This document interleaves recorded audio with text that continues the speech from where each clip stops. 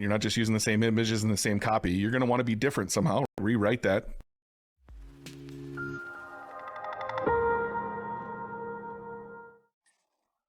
Hey folks, welcome back to the 10K Collective podcast for 6, 7, 8-figure Amazon private label sellers. Today we're talking a related but quite different business model, which is high ticket dropshipping with Ben Knegendorf of dropshipbreakthrough.com.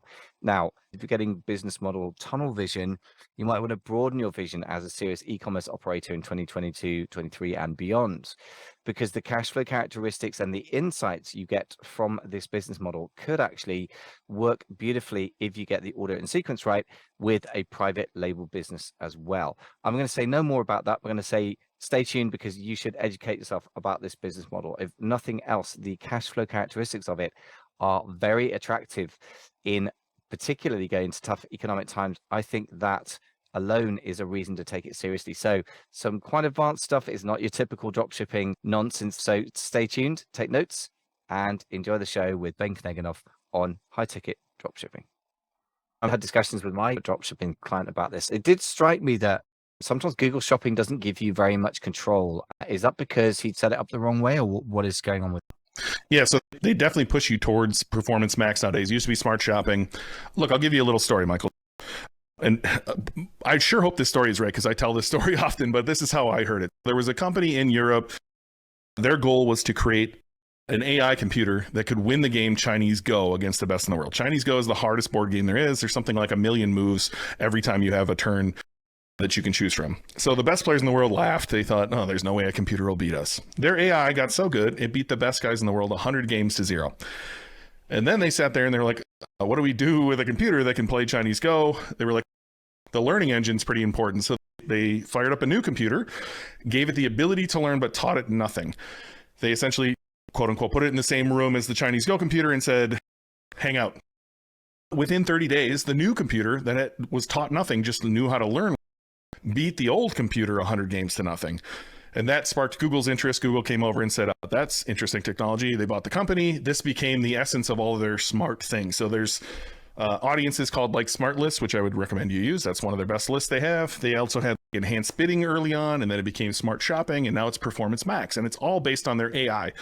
And they want you to use this. And look, these $40 products I carry, they work. Honestly, it didn't beat me by much, but it beat me on my system versus their new system. And it works really well. Where it doesn't work is on something that costs $3,000, $5,000 because there is no impulse purchase there. There is no one. Imagine if we were running Facebook ads for an infrared sauna that costs $5,000 and you're scrolling, and then you see a guy sweating, which makes you stop. And he's like, oh, that infrared sauna was the greatest thing ever. And here's the benefits it has. Click here. No one's going to click through and then be like, yep, $5,000 buying it today. There's a longer buying cycle on higher priced products. People do more research. And so I would encourage someone who's selling high ticket products to set up the funnel the way we just described it so that you can capture the people at the top of the funnel, but you're not paying $2, $3, $4 a click for those people. You might pay 5 cents, 10 cents because they're important to you, but they're very far away from purchasing. They might be problem aware, but they're not solution aware. They might be solution aware, but they're not product aware, right? And so we have to move them down that funnel, and we can do so by setting up our own, what we call a priority funnel on Google, so that you can target exact intent keywords based like where you want them to be and pay what you want to pay for them rather than what Google. If you just set up Performance Max, you get no data, zero. Google does all of the work behind the scenes and they'll tell you whether you're doing good or bad, and that's it. You get no keyword data, where I want to know the keyword data. I want to understand what I'm bidding on and why I'm bidding on it. Wow, just super insightful, all of that stuff. I mean, it sounds like AI, it just needs lots and lots of data points, doesn't it? And also, it has its applications in some places, not others. So that's very interesting that it just doesn't work for you. And I guess that it's funny how AI, in my experience, limited experience of it in internet marketing, I know lots of my friends that have had more experience, for example, with Facebook ads and so forth, that yes, the AI systems can work super well, but you need to give it a heck of a lot of data. And they don't really, it's not very good at, it still hasn't got a handle on human psychology in the level that you have, for example, with a high ticket. That may change in 10 years' time. Who knows? Yeah. They're always improving. But yeah, that's very interesting. And it's very clear. Great. So what happens after that then? So in our journey, we've got our priority funnel set up on Google. how do you account for the fact that, unlike an Amazon where we can be primitive, you spend money on ads, they're mostly got a high purchase intent on Amazon. They're shopping, not surfing or even searching for info. And that's the world I'm familiar with. And it's fairly quick, direct response in the sense that you spend money now and people not only give you something, but they give you money, which is really nice. Obviously, you're in a different situation if somebody's looking for infrared sauna. So what do you do? Do you capture them emails? How do you actually kind of move them down your funnel in a way that doesn't bankrupt you? Yeah. So first things first, right? We're going to target people who are further down the funnel, right? Initially, when you first start your business, it's all ads. You're going to need to acquire people at the bottom of the funnel. Hopefully you've created a product page that's different than the other 10 people who sell the same product online. You're not just using the same images and the same copy. You're going to want to be different somehow. Rewrite that. A lot of people have what my friend Kurt Elster calls IREA. You're going to want to, not like brand does, feature, like it's just brands don't know how to write stuff super well usually. And so if you can go in there and say, and I can talk directly to Michael, I know I know what he searched to get here. So I can say, you're in the mood for this. Dr. Andrew Huberman says that if you're in a sauna over 176 degrees, 4 days a week, that lowers your all-cause mortality by 50%. Give them like real stuff that gets them encouraged to buy this, and then actually sells them the product that, hey, this one has low EMF and the cedar is what you're going to want for low bacteria growth or whatever it may be around an infrared sauna. Like you're going to want to actually talk to the customer and then give them a compelling offer that's not just the same as everybody else is doing online.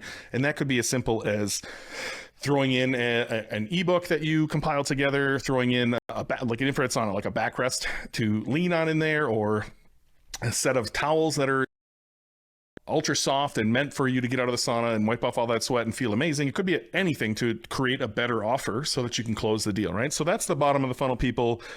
You're going to get sales from that. I promise you right now, you're going to get sales from the bottom of the funnel people, but you're right. You have to continue filling this bucket, and you're going to have to do some remarketing. Google makes this easy. You can, again, the world of the pixel feels like it's dying. It's definitely not yet. And so you're going to want to pixel people and follow them around the internet, not just with a picture of the product, but with content. And so that's where John and I think separate ourselves, is like the other people who teach something similar to this, they teach you how to run ads and then wish you the best of luck. And where I've personally had the most success is through search engine optimization. You're going to need to write content. You're going to need to, as my friend George says, solve their problem, whether they give you their credit card or not. So just go answer every question they have, build out content. A good resource for this is answerthepublic.com. Just go to answerthepublic.com, type in whatever like niche you're in. So like for me, this is like glucosamine for dogs. If you went there and typed in glucosamine for dogs, it's going to spout out all sorts of questions and prepositions and things people are searching online. That's your content. You should have enough content for a year now just by using that website. Go build that content. And then when somebody comes to your website through the top of funnel stuff or middle of funnel stuff, or through your ads now at the top of the funnel where you're paying cheap, you now have content to remarket them, to answer their questions they're already asking around this product, so that you can chase them around and answer a question, or follow them around with a video that like encourages them to take the next step in their journey and works them down the funnel to where ultimately you're solving their problem with the sauna they may not have been aware they needed, but you're working them all the way down to, oh, this is the product that actually solves my problem. Amazing. Now, this starts to feel to me like, and I guess we're talking to a slightly different audience here from somebody who's starting out with their first serious business online, if you like. So if you've got somebody who's got a private label business, presumably this kind of stuff off Amazon marketing, as it's called in the Amazon world, you know how Amazon is in its own little ecosystem / bubble, or marketing as the rest of the internet calls it, it is becoming more of a thing for Amazon sellers. Now, as a private label business owner yourself, would you say that you can do this kind of stuff and start to drive traffic to your own products if you have that as well? Is this a strategy that applies to private label products? I'm actually really glad you asked that. So there's two different answers to this. One for the private label, just straight up private label people, 100%. You can drive this. Amazon now gives you a brand referral bonus. Outside traffic is like crack to them, right? So if you can generate traffic on your own website and say, hey, go buy on Amazon, they're going to appreciate that extra traffic. They're going to give you a kickback nowadays. It's actually a pretty good deal for you to learn some external marketing, because you can only optimize so far into the A9 algorithm. And then at that point, how else are you going to drive more traffic? So that works great. The other side of this is, and I've been part of a few businesses where we've done this. Imagine if you're selling, we'll go with e-bikes. By the way, don't ever do e-bikes. terrible niche. But imagine you're selling e-bikes and you rank number one for the term e-bike. Now that's going to take some work. That's going to take some SEO effort. But if you rank number one for the term e-bike, number one, you're going to sell a lot of the brands you sell's products. But at that point, what is stopping you from going out and creating your own e-bike? First off, you've gotten a ton of sales in the industry, so you have a cash flow to work with. You've heard from a million customers, man, I wish the e-bike had this, or I wish this company carried that, or I wish it came with this. You've got all the data in the world based on how you can make the product better, how you can make it more functional. And now you have all the traffic too. So that's the perfect time for you to actually come in, launch your own brand. And on that article that is Best E-Bikes 2022 that you're ranking number one for, simply put your brand is number one, because it is number one. You've listened to everyone's complaints and you've made a better product. And now you have the traffic too. So I actually think this is a driver for your ability to cash flow in the beginning, learn a lot about your customer, and then simply step in front of them with your own products. And I've done this on a few different brands. Like it. Again, another myth busted, if that's the right phrase, that dropshipping is not just for beginners. In fact, it is not just a separate thing. So I guess within one business, eventually you can have more than one business model. For example, you could have a shop that, again, sticking with bikes, I like cycling. I don't really have an e-bike, but they're all the rage everywhere. And imagine you develop your own e-bike, but you also sell whatever the other big e-bikes are. I have no idea what the brands are in your shop. So there's nothing to stop you having both. And as you say, to have the cash flow first is a very attractive proposition, because that is the big downside of the private label business. I guess that brings me to the other thing, which might be, these feel a bit more like advanced sort of questions, but I try and make sure I serve that segment out there as well. It's just you can start today online if you're already online. Can I interrupt real quick before we get to the? Yeah. I want to give one more example, just to be clear. You don't need to start your own private label brand. You can buy them. So my partner, Brian Angel, and I own standingdesknation.com, where we sold standing desks. And one of the companies we worked with was owned by $1 billion company who sold a lot of standing desks, but that was not, a big enough number for their size. And so we acquired him. We drove to Chicago, met with them, ended up being virtually because it was like -50 that day. It was a weird day, but we acquired that brand, and now we already knew how it was selling. We already knew the keywords. We just acquired it, and we did it on seller financing, which is the best way to acquire a business. So you're not putting any money down. It's paying you out as you go. And then we started selling that brand. And then Brian went and acquired a treadmill desk brand and brought it in underneath that brand. And so we started being a drop shipper, being a retailer. We acquired a brand, then we acquired another brand. And now Brian is the proud owner of inmovement.com. Him and I parted ways since, but he's doing amazing. I'm super happy for him. And there's so many different ways for you to do business. I think online, you often whatever guru you run into, this is the one that works, right? This is all the other ones. And that's not true. Every business model works. There wouldn't be somebody teaching it if they didn't have success in it in the first place. And I can poo on some that aren't assets, but they all make money, right? And I don't know. I just like showing people that there's a million different ways, and whether you do Michael's way or Ben's way or Jim on the internet's way, it doesn't really matter. E-commerce changed my life, and I want desperately everyone listening to this to go take action and change theirs too. Whether you follow me or follow someone else, I don't really care. Just don't live the rat race anymore. Just go do something. Yeah, I like it. And by the way, you're thinking bigger than me. I was thinking, can you create a sellable business out of this? And we'll talk about that because you mentioned that. But yeah, being able to buy an asset that somebody else has created, of course, you've got cash flow and therefore cash reserves. You can go and buy it. And then you blew that out of the water as well. Well, yeah, you don't even need the cash because it's seller financing. So I guess in the end, what caused them to sell to you for no money down then? How did you even persuade them to do that deal?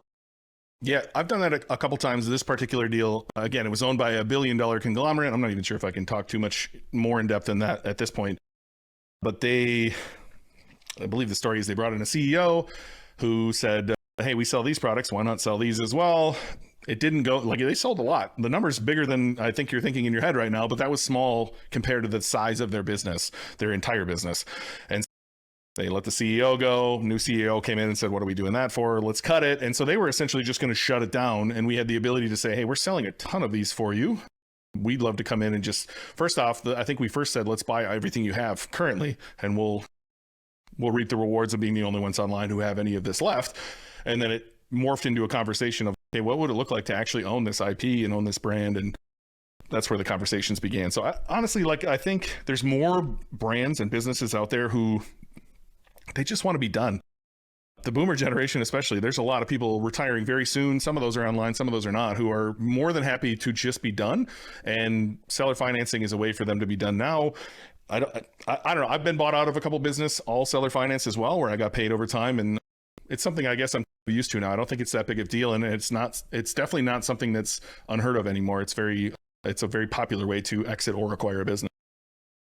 I love it. And the nice thing about that is that I'm over in the UK and quite a few of the listeners are, though quite a few in the US as well. But a lot of the things like the small business loans, so forth, that you use to get to acquire a business in America on credit aren't available in UK, but really seller financing is pretty much available anywhere that the seller's willing to do that. That's fantastic. And then the other thing that follows on from that, you were talking about every business model works, but I'm down on some that aren't assets. So tell me about that.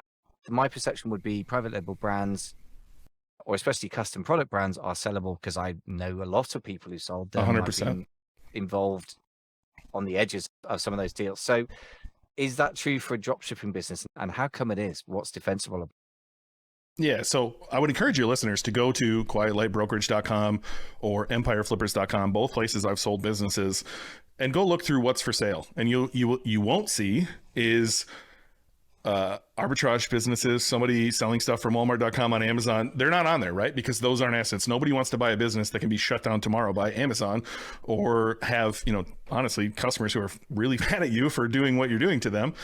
Whereas a private label brand, you have IP, you have customers, you have a customer list. Same with drop shipping, right? You're making a lot of sales. Now, you might be selling someone else's product, but that doesn't mean you're not making sales. You're acquiring your own customers.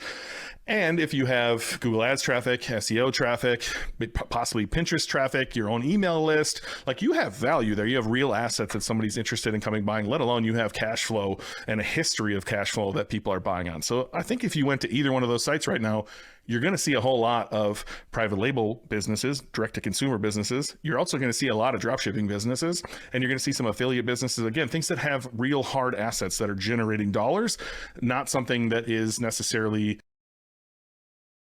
a job. I'm not sure how to describe it. Like, there just is, no one's interested in buying your arbitrage business. And I'm not saying that, the market's saying that, right? And so I might sound like the boogeyman right now, but go look on those sites where they sell businesses.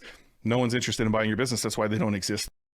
Sure. Now, I'm not particularly out to defend retail arbitrage personally. I've never really fancied the idea of schlepping around a local Walmart. Sounds like a horror movie to me. I have zero interest, but I know people that love it and are passionate. Hence why I'm interested in your view. But you make an excellent point. So then the other question is, in what way is a shop, or in what aspect is a drop shipping business hard assets that are generating cash? I can see that in the private label business because you've got a lot of IP around the products themselves, whereas of course you're reselling somebody else's products.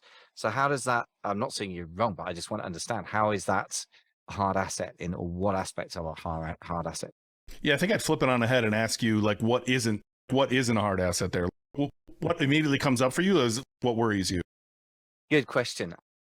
I don't know the model enough to know the things that would really worry me, but I guess the fact that I'm selling somebody else's products would tell me that I'm dependent on a relationship with another business which could decide to no longer sell to me, for example. And when you're private labeling, are you relying on a Chinese manufacturer who could decide to stop selling to you at any moment? To a degree, and a lot of people are. And by the way, I think that's really terrible business practice. One is the loneliest number in business, as they say. So there are a lot of people that do that, but the smarter sellers that I know have a very clear bill of materials and IP in their designs, such that is quite portable from factory to factory. So that's an interesting point.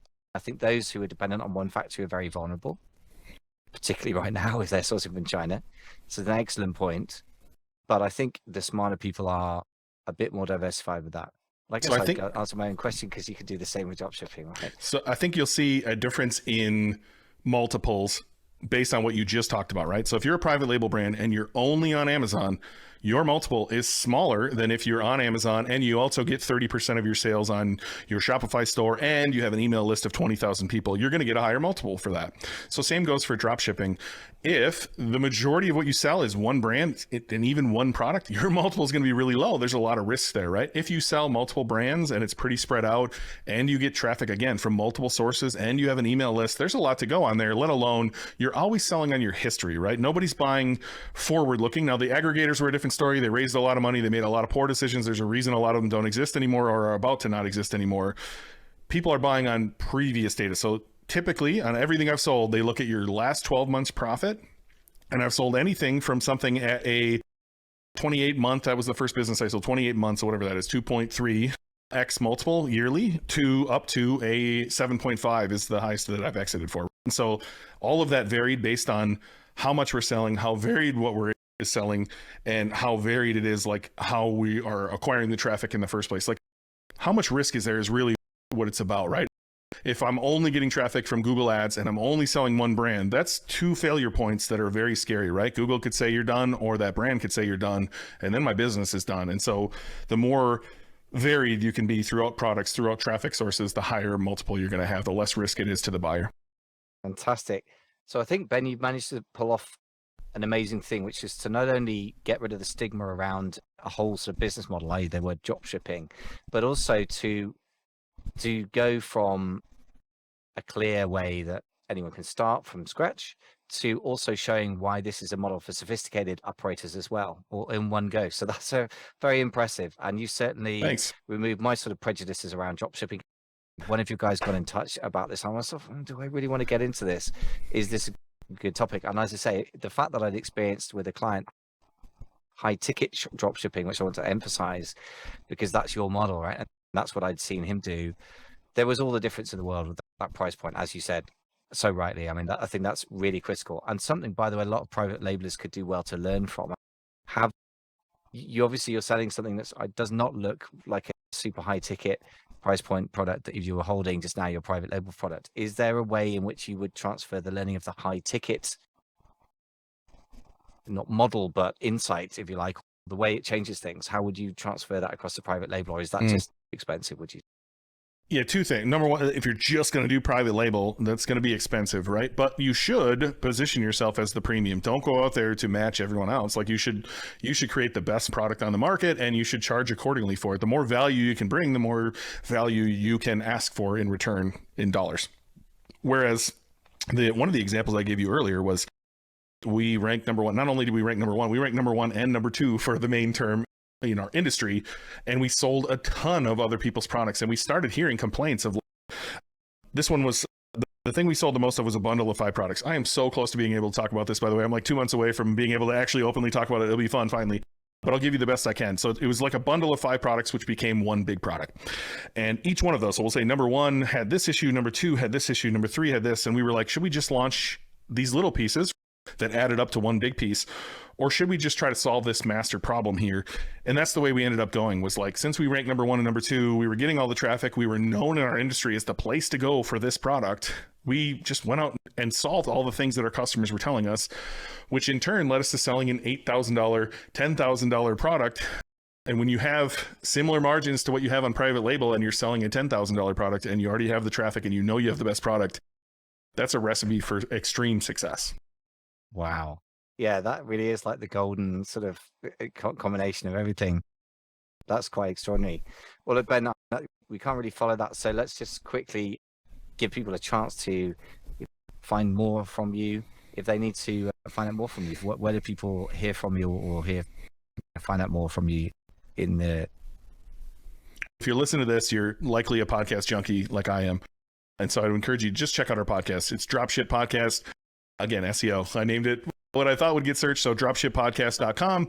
I would encourage you to start at the beginning. Everything you learned today, we go into further depth on that podcast and just walk you through the entire business model. Again, I don't care if you buy our stuff. I'd love for you, if you want someone to hold your hand, to come check out our course. But if you want to just learn this stuff, go listen to the podcast and see if you resonate with me. My partner's Australian. We banter a lot about random stuff. And so maybe you enjoy that, maybe you don't. Just come see whether you like us and check out the business model. And then, of course, if you're ready for the course, that's where we can hold your hand. That's where we teach you not only how to start, but how I've been able to help a company go from 1 million to 11 million that I was part of in just 2 years. John's also been to 8 figures. And we don't want to just help you start. We want to help you take this to the next level. And so that's what our course is about. I believe we're putting together a good deal for you today, Michael. I want to say amazingfba.com/dropship is where you can get a good deal. We'll give you $300 off our course. We'll give you a 6-month trial of our elite membership, which is like our private Slack group. With most of our students are in there. We also do group coaching in there. We do live calls with our students as well. And we want to give you a nice long free trial of that. And you can find that again at amazingfba.com/. Amazing. Ben, you really opened my eyes. I love the way you think about business models, and you're right. Really, we get all locked into particular business models, don't we, and defensive about those. And I've fallen into that trap with private labeling, because the truth is, as you just said, I'm going to go back to all my clients and say, okay, so you think you're selling a business. Tell me again, do you just have one supplier for that product? Because that is a very important conversation. So as you said, in the end, it comes down to the risk profile. If you've got one traffic source and one product, you're at high risk. If you've got multiple traffic sources, multiple different products or different relationships for the supplier of the products, then it's much more defensible, higher business value. Makes total sense. So that's excellent way of looking at it. Ben, is there anything else I should have asked you which I haven't? No, usually people are like, can you give one piece of parting advice? And I'll just, like, the same thing I tell every time, it's just start. If there's anyone listening to this who hasn't started, you're going to learn so much more falling on your face and getting rejected by a supplier if you're doing what I'm doing, or getting those hello dear emails from the Chinese suppliers, and just you're going to learn a ton going through this process that you're not going to learn ingesting content. I fell into that myself. If all you do is continue to take in this information, you feel like you're doing something and you're not. You're learning, and there's nothing wrong with learning, and I can't stop learning myself, but action is where you're going to learn the most. So just go take that first step. I don't care what business model you're doing. Go take that first step today. Spend 2 hours finding your human, finding your product, calling a supplier, whatever you need to do. Just go do something and get the momentum moving, and I promise you, you won't look back. Great advice, put in a very unique way as well, if I may say so, Ben. So it's been an absolute pleasure. Thank you so much for opening my eyes, and hopefully their listeners as well, to dropshipping as high ticket dropshipping as a really interesting and, very attractive business model. Ben, it's been fantastic. Thank you so much for coming on the show. Yeah, thanks for having me, man. Thanks for listening to the 10K Collective podcast for 6- and 7-figure Amazon sellers. I really hope you found the show helpful to you. Please don't forget to subscribe to the show, and if you're on Apple Podcasts, please do leave us a quick star rating. It will take you all of 30 seconds to do it, but it does mean we can be found by and help many more e-commerce business builders. I wish you fast and profitable scaling, and I hope you enjoy the process of building your 7-figure Amazon business. Thanks very much for listening.